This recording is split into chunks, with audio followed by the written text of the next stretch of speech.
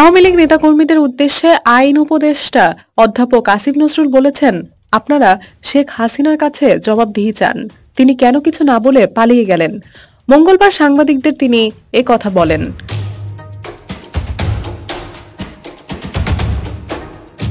আইন উপদেষ্টা বলেন, পতনের 2-3 দিন আগে নিজের পরিবার আত্মীয় স্বজনদের পাঠিয়ে দিয়ে শেখ হাসিনা পালিয়ে গেলেন, আর এখন দেশকে অস্থিতিশীল করতে ফোন আলাপে নেতাকর্মীদের উস্কানি দেওয়া হচ্ছে।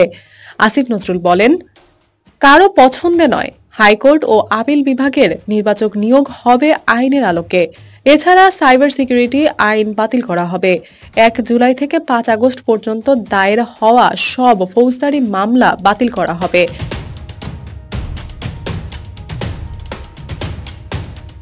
অন্তর্বর্তীকালীন সরকারের কাজ নিয়ে আপনি সন্তুষ্ট কিনা এমন প্রশ্নে তিনি বলেন, কাজ নিয়ে সন্তুষ্টি অসন্তুষ্টি কোনো বিষয় না, আমরা চেষ্টা করে যাচ্ছি।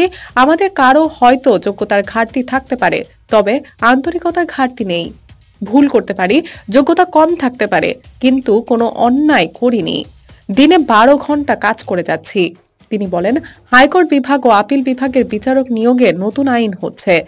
এ সময় আইন উপদেষ্টা বলেন, সাইবার সিকিউরিটি আইন বাতিল করা হবে, এর পরিবর্তে সাইবার সুরক্ষা আইন করা হবে।